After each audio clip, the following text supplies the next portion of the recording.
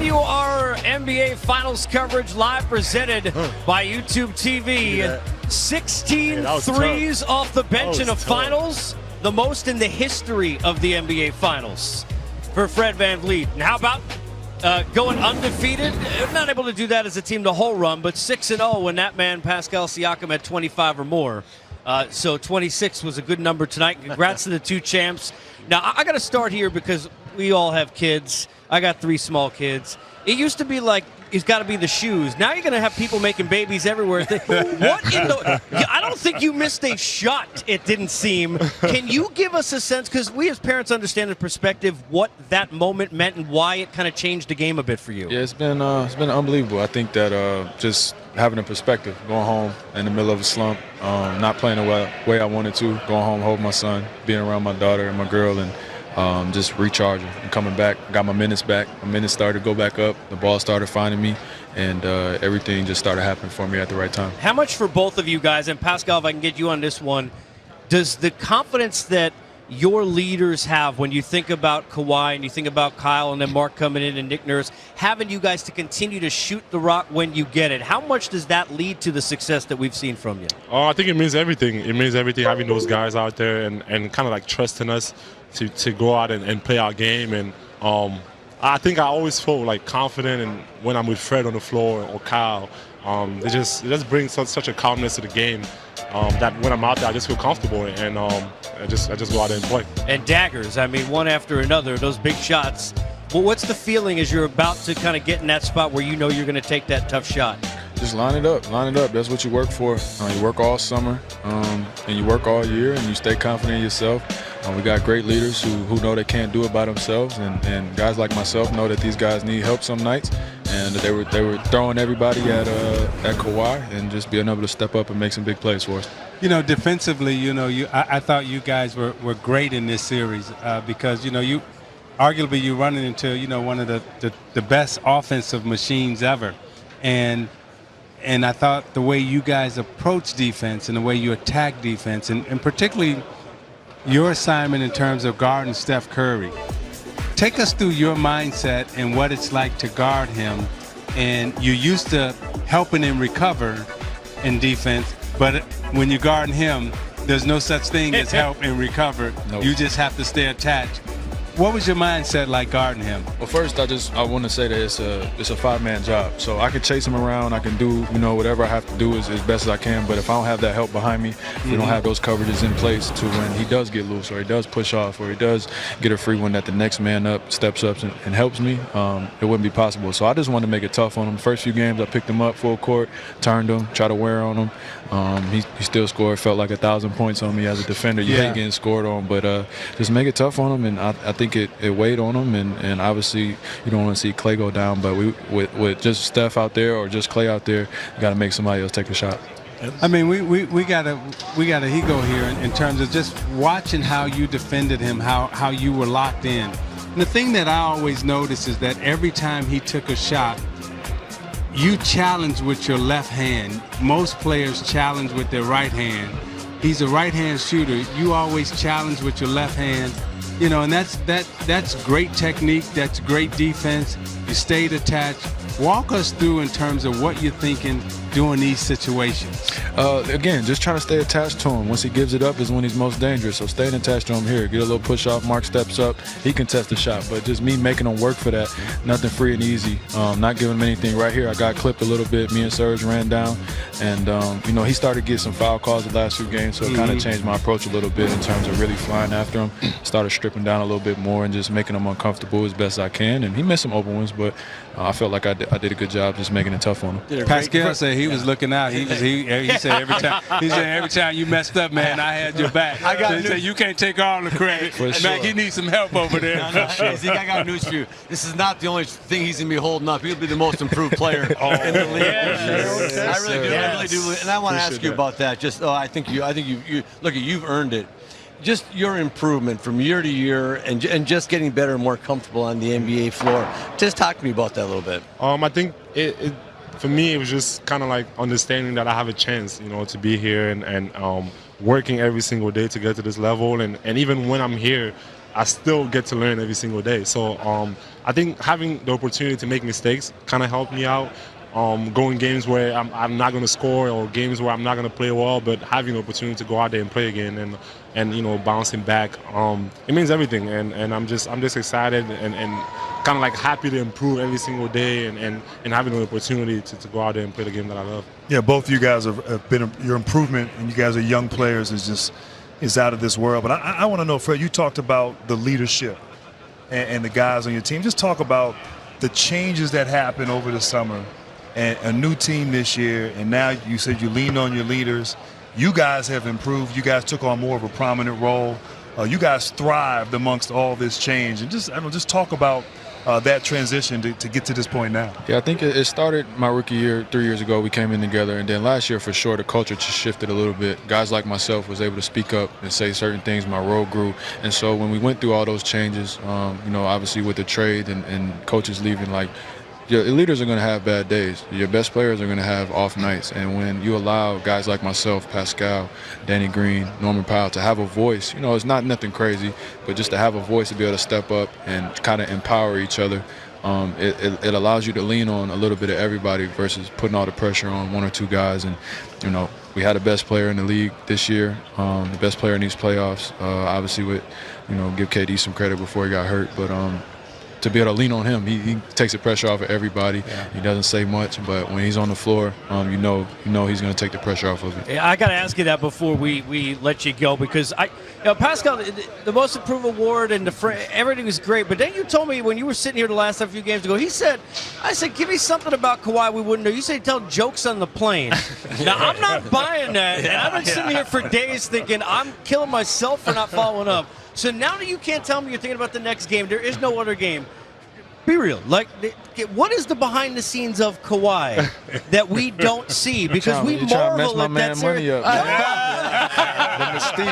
The mystique makes him who he is, man. You can't get behind those closed doors unless you're behind the closed doors. So one last thing I'll tell you guys. I was lucky enough to win a championship my rookie year. Now you guys know what it takes, and you'll never be satisfied again playing on a team that's not willing to put everything into it. So you guys can be leaders now the rest of your career, because getting there and doing it when you're young gives you an edge over a lot of people in this league, and use that edge. Yes, thank you. Congratulations, guys. Well deserved. Thank you. And have fun with that reception up in TO. How long has it been for Toronto? We've talked about it throughout the night. Joe Carter, 1993. Mitch Williams, and then think back to 67 and the Maple Leafs. And then tonight, they the North and they the champs. We've got more coming up. We go north of the border, up to Jurassic Park, where Skeets is, I think, still standing. I will say there's going to be some cocktails and dreams, to use the old movie line here in the States tonight. Give us a sense of, from the elation standpoint, how long do you legitimately think this will take to set in? And then the back part of that is the parades. Tell me about the parade. Well, yeah, I'm basically the last person left standing here in Zone 1 of Jurassic Park, because this party has spilled out into Lower Simcoe and over to Yonge and Bay, and it's making its way up to King and Queen and Front and all this good city streets here in Toronto. The fireworks are still going off. I can hear the people from where I'm standing still going nuts, and it's going to last all through the night, if not all through the weekend, until we get to the parade, probably early next week. And I just don't think, I'm still in shock, again, growing up a Raptors fan from day one, when Zeke popped through the Raptors logo. I don't think we can over-exaggerate the impact a win like this, a title for the Raptors and for Canada, has on young kids across the country. I remember when the Jays, you said it there, when they won their titles back in the early 90s, and the impact it had on me just getting my interest in baseball even a whole lot more, and staying up late to watch those games and finish it off. I think that has happened across Canada throughout this playoff run, and then even tonight.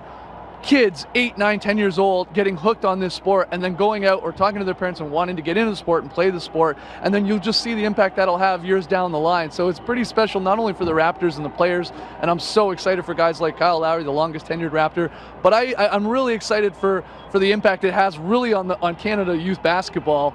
I think it's a real thing. I think it has a real effect on it, and time will tell, but we're going to have some fun here tonight. You got to get me out of here. I need some Sherlin champagne, I'll tell you that, Zeke. I got to get out. out of here and go celebrate. We know where you can get some. Skeets, thank you so much. Enjoy the festivities up at Jurassic Park and in Toronto. And we bring in Marc Gasol, a champion. And so, obviously, you dream of this. The moment that you found out you were coming to this team, when did you know that it was the possibility of something special here? On the flight to Toronto. Once I read the roster and saw everyone in there, like, Masai told me right away, we're going to make a run at this. And, you're a piece that we think that can help us get there. And from the get-go, the guys, the players, the coaches, everyone around the team, you can tell that it's a first-class organization and, the championship caliber team. I mean, Mark, coming from Memphis, where you were such a anchor not only on that team but also in the community, and leaving Memphis, it really was your home. You were there since high school, and making the transition from Memphis to Canada to Toronto. Talk about what that experience was like for you, just making that transition and having to do it in such a short period of time, and then rev up the engine intensity-wise to get to championship play. First it was hard. Nobody likes to get traded. Even though you get traded to a great situation, it's a sense of failure at first. And then you realize, okay, this is over with. There's nothing I can do right now. So you get all the positive things that you learn along the way, and you're like, okay, how can I help the team that I'm going to accomplish their goal? And obviously the goal was, the highest goal there is to win the championship. So I just like how we, as a team, approach every challenge that we faced along the way. Every time we were, our backs against the wall, how we came together and how we held on to one another. We never pointed fingers, we never blamed, or at least I didn't see it. Who was gathering people? Who was everyone? Who was the person? So it was just one anybody? No, everyone had that nature, and that the nature they have as men and as players, and they just is in the nature. Like Freddie, Kyle, Kawhi, Denny, like they always did that, and Serge, and even the young guys, they never pointed fingers, and I think. That's crucial in team sports. Well, now, the nicest thing about winning is you don't have to listen to your older brother tell you don't have any championships, okay? So now, that's over with. And so I think that, look at this, I think that someone has something to say to you. How about that, huh? Yeah, I'm going to call him in a minute. That's fantastic. He's back in Spain right now. I know how he's thrilled. He came up to Toronto, even though he had the surgery. Not, even I don't think it had been a month ago, and he came up to support. And you're not there mentally. You're not there, to be with them because your mind is somewhere else. Your mind is in Steph and Clay pin downs and the blitzes and they get back and pressuring. So you you're really in another place. You've been to another place for obviously these few days, but for the playoffs it's the same thing. Like you're not there really. Mark, you played in Memphis, and obviously the fan base there was fantastic during your time. But for those viewers who aren't, haven't been to Toronto, just talk about the excitement, the spirit. I mean, we felt it just being there for the finals, but you've been there for the last few months. Electrifying. Just talk about what that's like, the fan base and the excitement in that city. It's unique, obviously, but in Memphis, we had that place rocking too. I remember when we were playing the Clippers, the whoop that trick, the whole arena was singing. I'm like, what? I said, what? I was like, okay, let's go. But Toronto, you have a whole country behind you, a whole country, and it's unique and it's special, and that fire helped us. And you saw it even here tonight. How many fans came down, and it's not easy, and it's definitely not cheap. How it's not. The guys came down, people came down and supported us along the way, and it's awesome.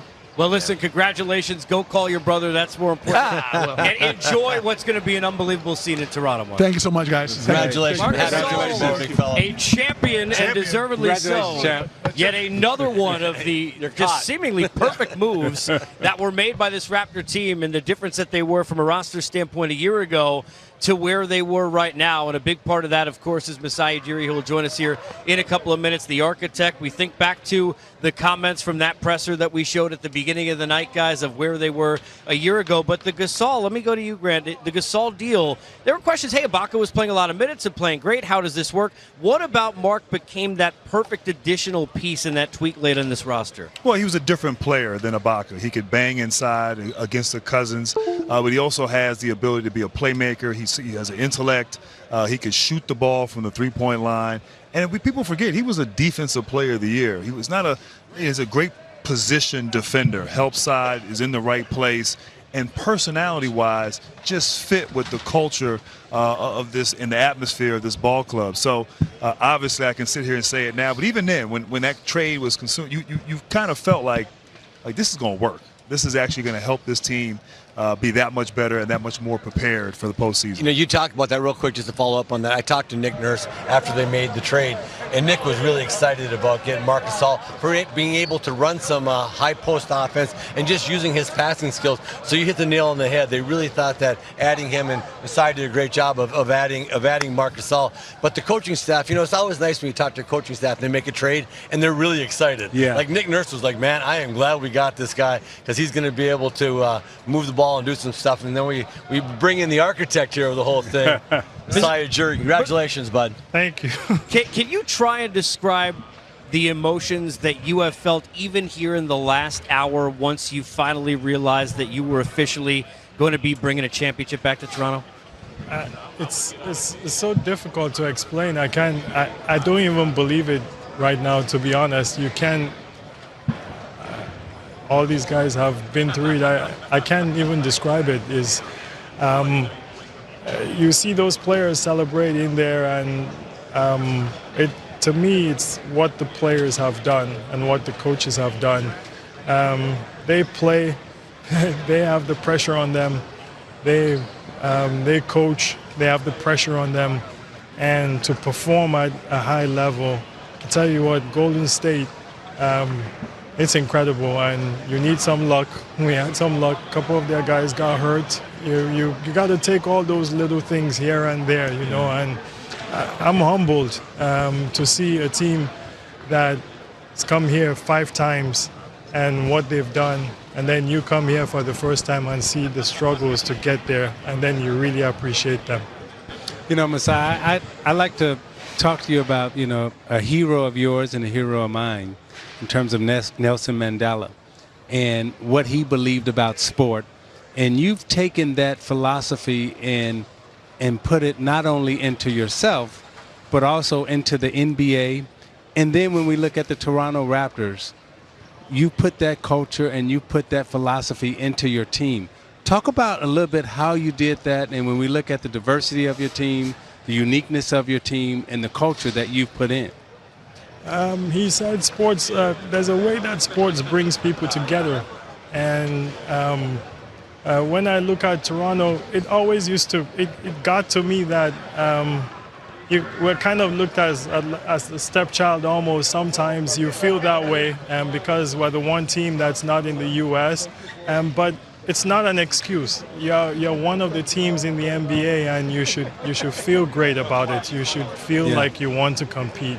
And what that man did to bring people together around the world, when I look at our team, whether it's Gasol or Serge or Kawhi from San Diego or Kyle from Philly, or Alex McKechnie, our medical guy from Scotland, or our GM from Hawaii. It's all over the world, and everybody comes together, and you have one goal, and that's to win. That's why we play sports. We play sports to win. Everything else is on the other side. And then after you try to do that, you bring people together. You treat people with respect, and you bring people together. I want to say this again. I said it in the press conference. What Casey and DeMar did for us was unbelievable. They got us to this stage. They helped us along the journey. And inside our hearts, we really appreciate everything that they did, because without them, we wouldn't be here. And I say that with all due respect and honesty. You've represented the Raptors with class, the NBA with class. Congratulations. Enjoy this. We're going to break in. This guy Kawhi you brought in was pretty good for you. We're going to bring him on set. Hey, ask him who if he's won when we played ping pong. Oh, okay, I'll ask you about ping pong. We'll talk ping pong and the present and future with that man on the other side. Don't go anywhere.